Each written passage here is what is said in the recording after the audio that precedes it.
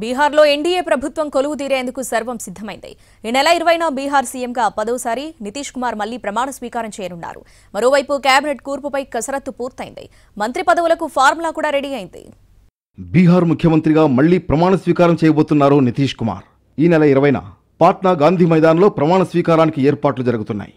బీహార్లో ఎన్డీఏ 202 స్థానాలు గెలిచి చారిత్రక విజయం సాధించింది. దీంతో 10వసారి సీఎంగా నితీష్ కుమార్ ప్రమాణం చేయనున్నారు. ఈ కార్యక్రమానికి ప్రధాని మోడీతో పాటు పలువురు కేంద్ర మంత్రులు, ఎన్డీఏ పాలిత రాష్ట్రాల ముఖ్యమంత్రులు హాజరయ్యే అవకాశం ఉంది. ముఖ్యమంత్రితో పాటు 36 మంది మంత్రులు ప్రమాణ స్వీకారం చేసే ఛాన్స్ ఉంది. కేబినెట్ కూర్పుపై కసరత్తు జరుగుతోంది. ప్రతి 6 ఎమ్మెల్యేలకు ఒక మంత్రి పదవి ఇచ్చేలా ఫార్ములా రూపొందించారు. బీజేపీకి 16, జేడీయూకి 14 మంత్రి పదవులు దక్కే అవకాశం ఉంది. ఇక చిరాగ్ పాస్వాన్ పార్టీకి 3 కేబినెట్ బెర్తులు దక్కనుండగా మాంఝీ పార్టీ నుంచి ఒకరు, ఉపేంద్ర కుష్వాహా పార్టీ నుంచి మరొకరికి కేబినెట్లో చోటు దక్కే ఛాన్స్ ఉంది. స్పీకర్ పదవి, పోర్ట్ఫోలియోలపై ఎన్డీఏ పార్టీల మధ్య చర్చలు జరుగుతున్నాయి. 1-2 రోజుల్లో కేబినెట్ జాబితా ఫైనల్ కానుంది.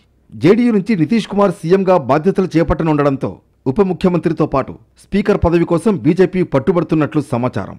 మరోవైపు తేజస్వి యాదవ్ పార్టీ కోసం చాలా కష్టపడ్డారు, మున్ముందు ఆయనే పార్టీని నడిపిస్తారు అంటూ క్లారిటీ చేశారు ఆర్జేడీ చీఫ్ లాలూ ప్రసాద్ యాదవ్. పాట్నాలో కొత్తగా ఎన్నికైన పార్టీ ఎమ్మెల్యేలతో సమావేశమైన లాలూ తేజస్వికి మద్దతుగా నిలిచారు. కూతురు రోహిణి సంచలన వ్యాఖ్యలు చేయడంతో పార్టీలో గందరగోళం ఏర్పడింది. వాటన్నింటికీ చెక్ పెట్టే ప్రయత్నం చేశారు లాలూ. ఇన్ని రోజులు పార్టీని తేజస్వి యాదవ్ ముందుకు నడిపించారని, ఇక ముందు ఆయనే కొనసాగిస్తారని చెప్పారు లాలూ.